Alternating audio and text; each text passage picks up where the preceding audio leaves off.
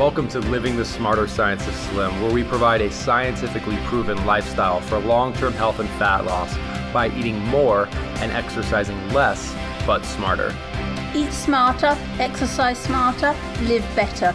I am so ready for that. Hey everyone, Jonathan Bailor and Carrie Brown here, Living the Smarter Science of Slim. And this week, we're going to pick up where we left off with last week. Last week, we talked about how to actually do eccentric exercise as best as we could, because explaining how to do exercises with just our words is very difficult. But this week, we're going to talk about how we can make what most people would consider traditional cardiovascular exercises smarter, or how we can do less of them and get more results. We'll also redefine what we call cardiovascular exercises, and we'll show how doing less of them, but more intelligently or smarter, as I like to call it, actually gives us, not only from a fat loss perspective, but also from a health perspective, just superior benefits. And we'll talk about some cool science supporting that. But before we get into that, Carrie has expressed to me that she is disappointed. I am. Why are you disappointed? You are not wearing anything that I can poke fun at. I've learned my lesson, folks. No, I'm just kidding. That's no fun. No, it's just a regular. I'm just regular. Oh, wait. It says Bora Bora. It does. Okay. Bora Bora's fun. I've never been to Bora Bora. I've been to Bora Bora. It's Really? awesome. Nice. I have not. No, I just bought the shirt because it is quite comfortable. So, anyway. I'd like to put in a request for fun clothing next week. That Fun I can clothing. Fan of. Well, I come here immediately following work, so it's only That's never stopped you in the past. fair. All right, good point. Good point. So, We promised weeks and weeks ago, we promised someone that we'd take a picture of you in a bright pink t-shirt, and you have not worn it again since. we put no time frame on, so it will happen. However, our listeners are just gonna have to stay tuned to see when it actually happens. Maybe it'll be a Christmas present for everyone. We'll see. All right. So, how, Carrie, do we exercise less and get better results when it comes to cardiovascular exercises? So, This blew my mind. it blew her mind. But before we get into this, so I'll give the short answer just to wet people's whistles. We take cardiovascular exercise and we make it higher quality, we make it more hormonal, we make it work more muscle fibers, and just overall give us better metabolic benefits the same way we did that with resistance training. We do it with more force, very safely. But how we do that requires us to kind of update the way we think about cardiovascular exercise in the first place. Because cardiovascular exercise, for a lot of us, is defined as doing a lot of very weak movements for a long period of time. Like that's, for a lot of us, what's the difference between weight training and quote unquote cardio? Weight training, it uses a lot of resistance, and cardio, you just kind of move around for a long period of time and you don't use much resistance. And you don't use a lot of resistance because you want to do it for 2 hours or 1 hour. So I never wanted to do it for 2 hours. you get 1 my hour, point. or even 5 minutes. You get my point. I do. So But it was time I said something. So I know, did. I know. But so let's do a little thought experiment here, Carrie. So the point I'm going to make with this thought experiment, or try to make, or hope to make, is that cardiovascular exercise and resistance training are not completely different. Rather, cardiovascular exercise, traditional cardiovascular exercise, is just resistance training with very, very little resistance that therefore works very few of our muscle fibers and our least metabolically beneficial muscle fibers. So here's the example. Say we get on a leg press machine. For people who aren't familiar with, this is like when you sit up and stand up and sit back down. This is a machine that sort of approximates that movement, works all the muscles in your legs. Let's say we got on that machine and didn't add any resistance and move our legs up and down for 30 minutes. Did we just do resistance training or cardio? Cardio, Why? because it didn't take a lot of effort, but you did a lot of it. Okay, so there you go. There's the sort of, Carrie is giving the traditional understanding of what cardio is. But hold on. But it may not necessarily have made my heart beat faster. Second question. Maybe we should start planning these. Let's say we got on a stationary bike and we cranked the resistance up so high that we had to stand up on the bike and we push the pedal down with our right leg and then push the pedal down with our left leg and then push the pedal down with our right leg. And after doing that maybe 20 times, our legs are burning and we got to sit down and stop. Did we just do cardio or resistance training? Resistance. But we did it on a bike. Right. But we were only on it for 20 seconds. Well, there you go. Carrie has proven the point. And the point is that it doesn't matter what machine you use. What matters is the amount of force you're asking your muscles to generate. That's what determines whether or not you will achieve long-term success or whether you're just working up a sweat and kind of burning some time. So if you get on a resistance training machine, in quotations, and you don't add any resistance and you just move around weakly, I don't know, who cares what that is? It's not effective. If you pick up a 2-pound dumbbell and just, do like 50 curls while you talk to your friend, what is that? It doesn't matter what that is. Your muscles don't care. All they care about. I'll tell you what it is. What does it care? It makes you feel better emotionally. Sure, and that's fair, but that's not what we're talking about. This is the smarter science of emotional you can brag on Facebook. healing. I ran for 2 hours. Sure. Yes. And no, to be fair, folks, and right, of course, there's points to going to aerobics classes with friends and things like that. But we're being very specific here and talking about if our goal is to make the hormonal change in our body that we are after to improve our health and fitness, how do we best do that? And whether or not we're on this machine, that machine, some other machine, no machine, if we can do whatever we're doing for a long period of time and we can do it frequently, call that whatever you want. It's not going to give us the results we're after. Right. You see what I'm saying? So when we talk about resistance training versus cardiovascular exercise, I would like to redefine that. When we talk about cardio at the Smarter Science System, we're really just saying using machines that are typically used for cardio. And when we say resistance training, we're saying using machines or exercises which are traditionally used for resistance training. But the way we perform quote unquote cardio and the way we perform resistance training are actually incredibly similar. We use as much resistance as we possibly can, and that causes us to only be able to do very little of it, but it causes us to use all of our muscle fibers and trigger a dramatic and super helpful hormonal response in less time, which is cool. It's very cool. So when it comes to cardio, again, the way we make cardio smarter is by doing it in ways that require more force. But this is a really key point. There's 2 ways to do that. There's 3 ways, but 2 mostly for cardiovascular exercise. 1, and this is the most common, is to move our body faster. This is when you traditionally hear about interval training or sprint training. This is what people are talking about. You'll see someone on the news, they talk about like this new interval training, and you see someone pedaling on a bike incredibly fast and then stopping, or running up stadium steps. Because that is, when you run, what you're doing is you're hitting the ground with more force than when you walk. Basically, the harder your legs hit the ground, the more force they exert, the faster, the more it's going to propel you forward. So when we move faster, we are causing our muscles to generate more force, but we're exposing ourselves to injury. So we could increase force by moving faster, or we could increase force just by increasing resistance and continuing to move at a slow and controlled rate, just like we do with resistance training. So we do the same thing here for cardio. So things like running are very difficult to add resistance to safely. I mean, there are ways you can, and you see this with professional athletes, right? You have like one athlete like straps a belt around the other athlete, and the first athlete tries to sprint forward while the second athlete holds them back. Most of us are not interested in doing that, or you strap a parachute on your back and try to run. So what we often need is we need to get a machine like an upright stationary bike or an elliptical machine or a VersaClimber. A VersaClimber it's kind of like you're going up and down a ladder.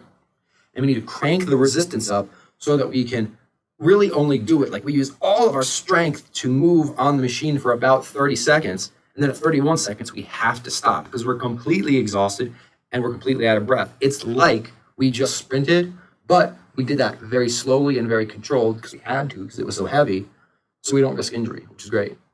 That is great. I'm not about, if I'm going to do this wretched exercise, I don't want to get injured while I'm doing it. Well, and you just called it wretched. I think you should speak to your experience doing smarter cardiovascular exercise. It was an amazing experience. The first time I did it, I was completely unprepared. Well, I didn't think I was. I thought I was completely prepared because, of course, by osmosis, I've got this kind of stuff from Jonathan, and I've read the book, and I'd also read about it online, this kind of stuff. And so I'm like, it was pretty unbelievable to me that you could actually cycle for 2.5 minutes and it hurt so bad you couldn't walk. Mm-hmm. It's kind of like, so you cycle for 30 seconds and then you have a 2.5 minute break and then you cycle for 30 seconds Yep. and then, whatever. And then 10 minutes of that, most of which is resting, doing nothing, and that's going to make me skinny. Yeah, right. Anyway, so I thought I was prepared for this, and I thought it was going to be easy, and it was the most amazing experience.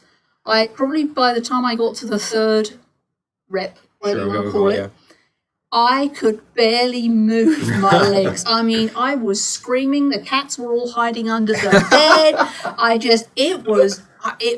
couldn't believe how hard it was. Yeah. And I actually managed to get through the whole, is it 5 sets that you do?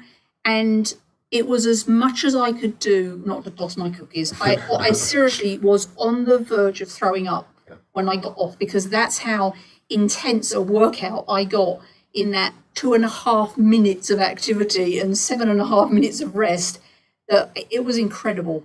Yeah, the thing that I think is just great, sometimes I get asked, why would I ever do smarter cardio, quote unquote, when I could just do smarter resistance training? And again, it's sort of not an either or proposition. Some people like to do both. But the thing that's really great about these smarter cardiovascular exercises, it's much easier to grasp it right from the get-go. Like when you try to do smarter resistance training, and to be very clear, if we had to pick one, we should do smarter resistance training.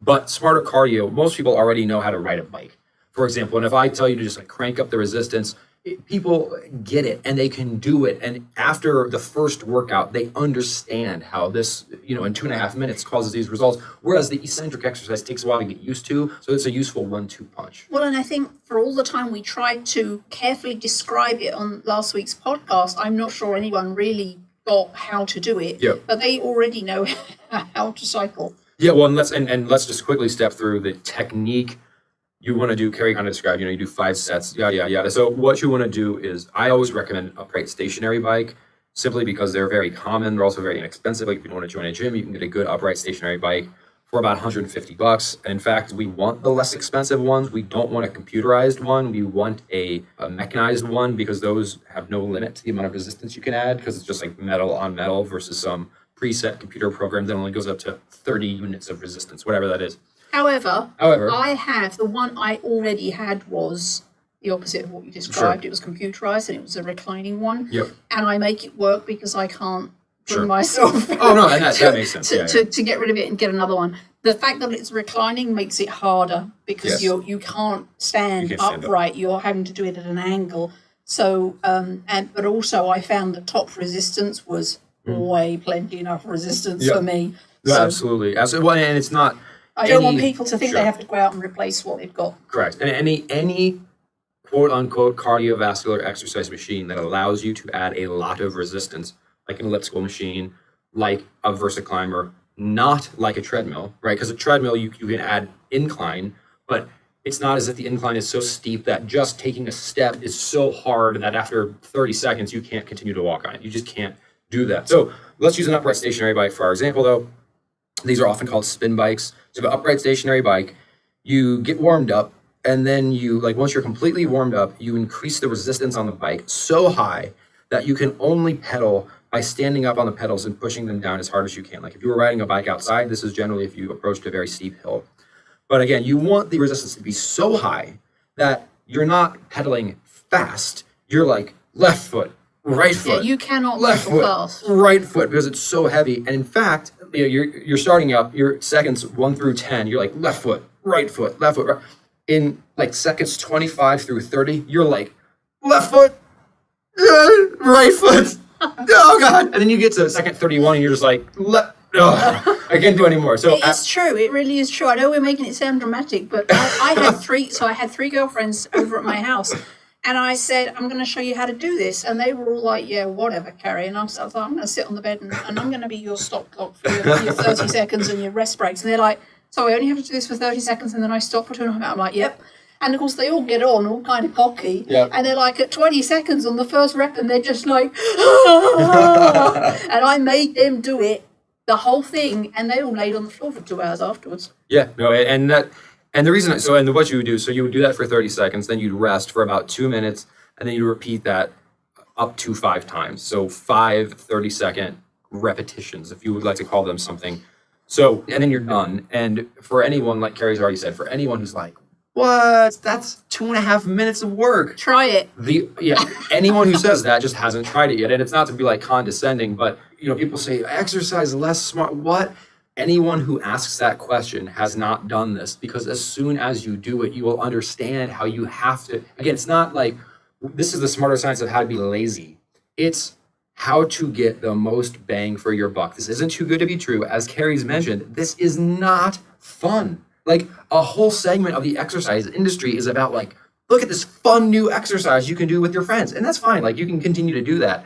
But if you want to change the way your body works, that's not easy to do. You have to force your body to change. And the amount of effort it takes to do that is such that you can't do a lot of it. But for people like Carrie and myself who don't like exercising, I'll take, 10 to 20 minutes a week of extremely high quality exercise, giving me better results than any quantity of low quality traditional exercise would give me every week and twice on Sunday. When I was cycling 7 miles a day, I never got 5% of the workout that I got doing 2.5 minutes of this eccentric cycling. Well, yeah, it's not technically eccentric cycling, but you know what I mean. I know what you're saying. Yeah. Well, and Carrie, though, but just let's go back to the maybe 2 podcasts ago and just quickly recap the biology of why that's true. Again, your intuition is spot on with the biology. When we do traditional cardiovascular exercise, we only work one type of muscle fiber, our type 1 muscle fibers. And those muscle fibers really don't, they're what allow us to talk all day and walk and type, but they don't really make us feel anything. But as we start to increase the force of our exercise, we recruit our type 2A muscle fibers and our type 2X muscle fibers, and then finally our type 2B muscle fibers. And when you say, in 2 hours of working, let me translate into geek terms in 2 hours of working your type 1A muscle fibers is a walk in the park compared to 2 minutes of working all of your muscle fibers, if that makes sense. Mm-hmm. And there's no way, no quantity of low quality exercise will ever work those muscle fibers, just like no quantity of bicep curls will ever work your leg muscles. You know what I'm convinced that despite all the traditional exercise I've done, so I started ballet when I was 2.5. Mm-hmm.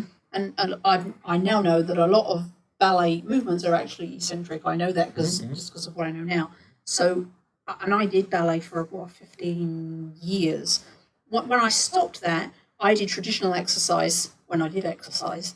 I have never worked, I know that since I've been doing this cycling, I've never worked those muscles since I was young doing ballet. Yep. I know that now. I didn't know it all the years I was doing it. I'm merely thinking that I'm doing some good. Yep. But 2 minutes on the bike the first time I did this, it was like, wow, those muscles are never being used. You can feel it. If you don't believe us, just do it once. And if what we're saying isn't true, never do it again. And there's 2 things that I think are exceptionally cool about it. The first is that anyone can do this. Like traditional interval training. Some people say, like, isn't this just interval training? Well, kind of. But traditional interval training requires you to move quickly. Like you sprint on a bike, or you sprint, like you go in the grass and you sprint. A lot of people can't do that. And it's just not safe for a lot of people to do that. Everyone can do this because it's 0 impact. There's no impact on your body, which is great. The other thing that's really cool about it is we talk a lot about doing the same thing over and over again and expecting different results. It's Einstein's definition of insanity. And this type of exercise, this smarter type of exercise we're talking about here, is literally working aspects of your musculature that you have probably never worked in your entire life.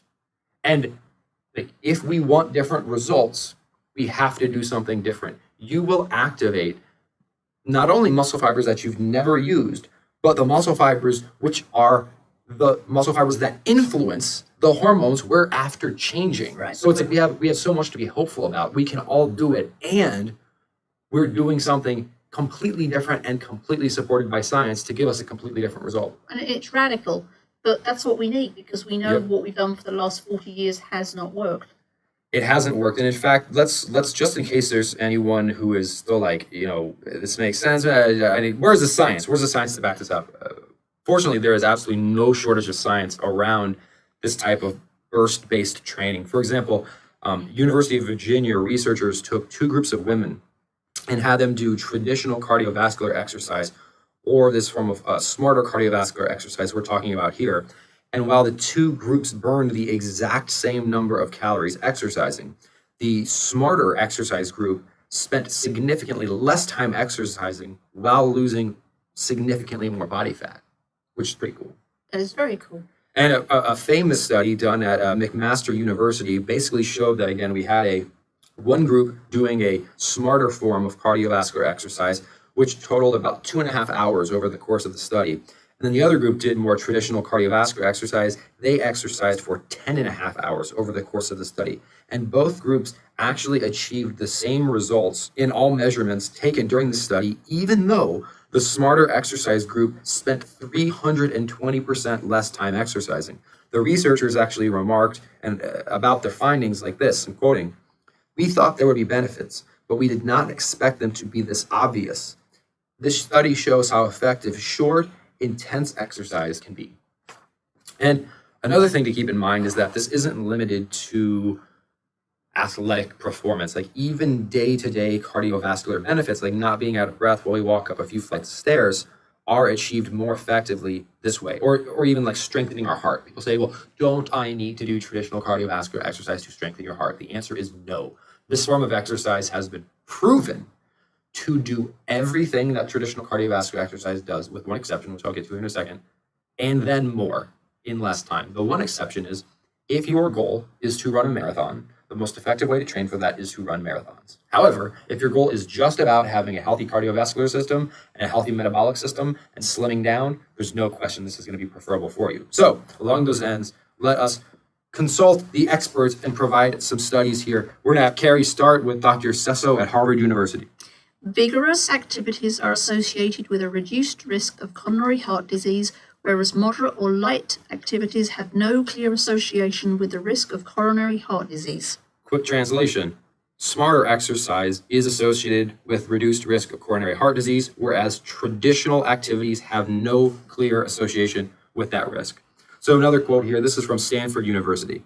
"The intensity of effort was more important than the quantity of energy output in deterring hypertension and preventing premature mortality." Again, translating, the quality of the work we're doing or the force we're generating, that's what determines the health benefits, not how long we do the exercise for. Okay, why don't you go back to Harvard University here with Dr. Lee.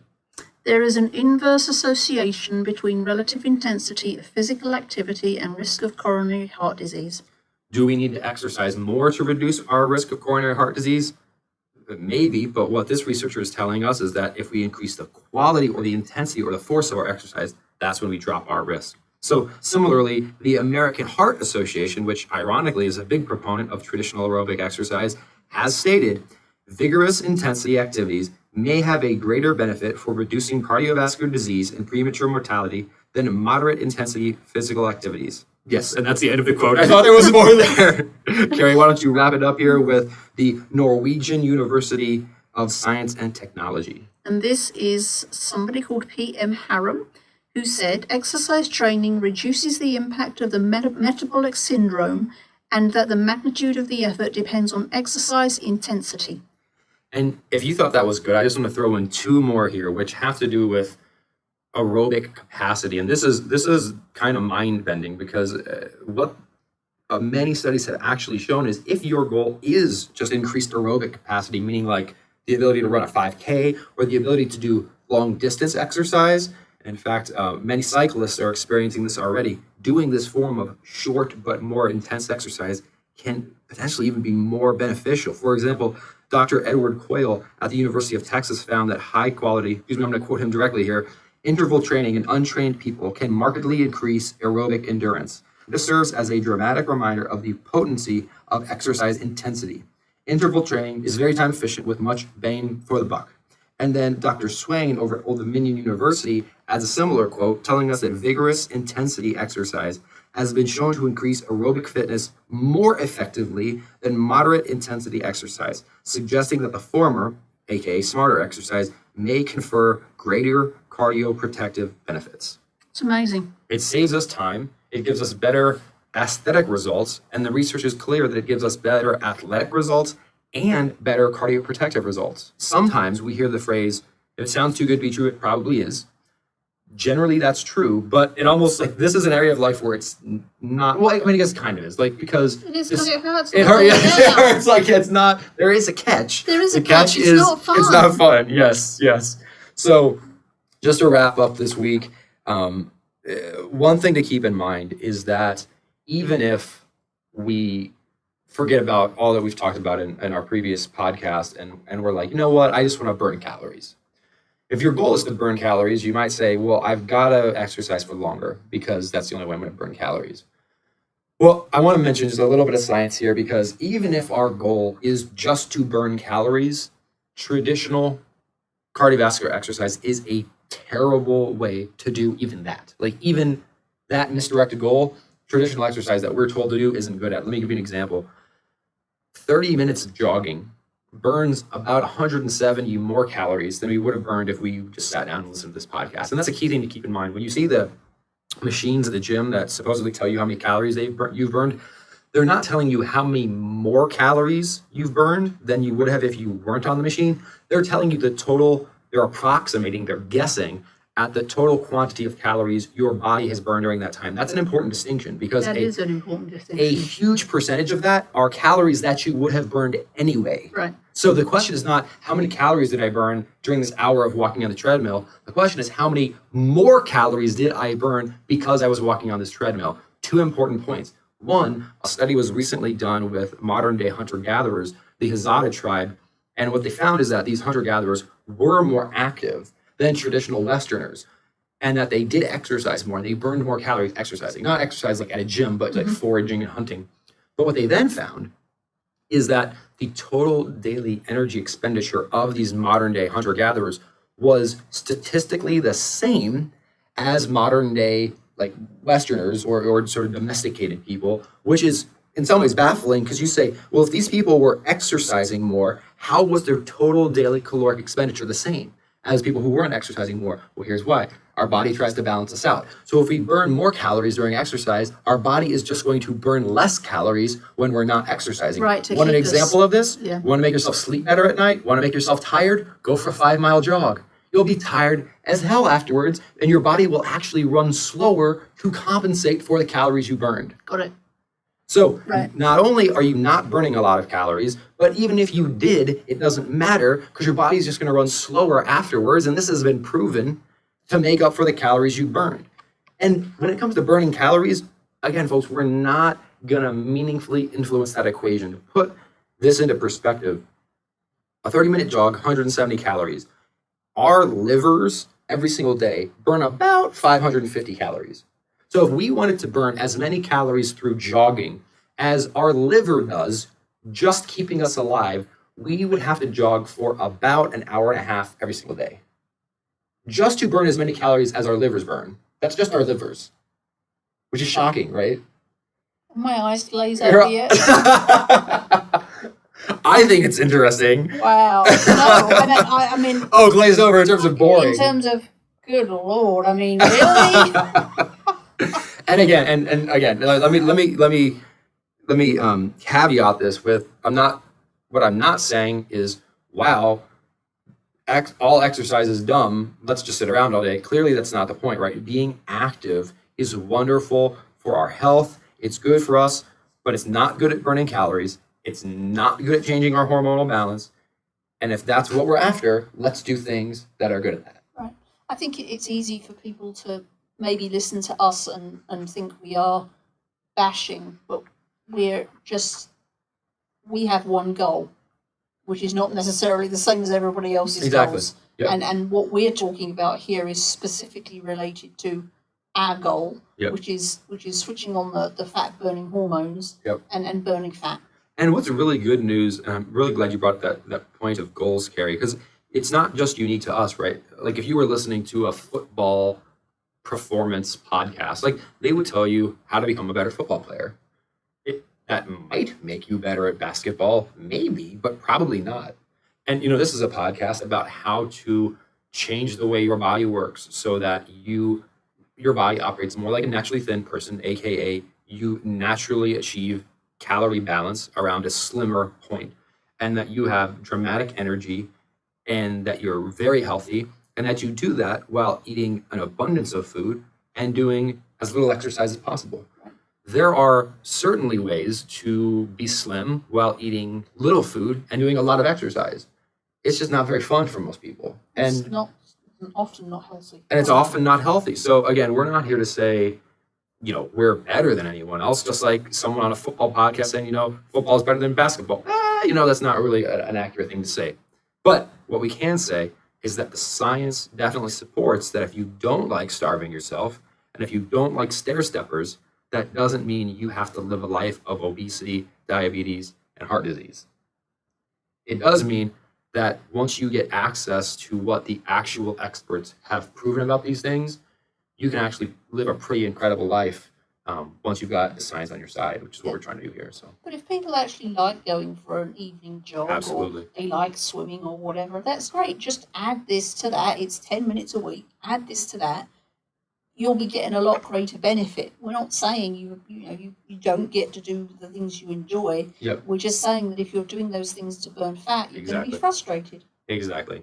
Couldn't say it any better myself. Well, Carrie, I think next week we're going to talk about kind of putting all this exercise stuff together, and we'll talk about a smarter exercise program we can start to do. So we'll kind of summarize a bit, and we'll actually talk about a controversial topic, which is part of the smarter exercise program does not involve doing any arm exercises or direct arm exercises. It also doesn't involve doing any ab exercises. And a lot of people, that's what they want more than anything, is a flat toned tummy.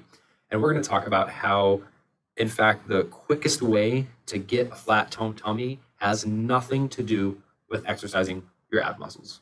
That's awesome. Pretty awesome. Well, folks, hopefully this has been helpful. It's been a blast for us, as it always is. It always is. It always is. Even though you do not have an exciting shirt on for me today. I do. I can solve that by having no shirt on. I love All right, we better cut off the podcast now. It's going to Smarter Than Slim After Hours podcast. Thanks for joining us, folks. Remember to eat more and exercise less, but smarter. Have a good week.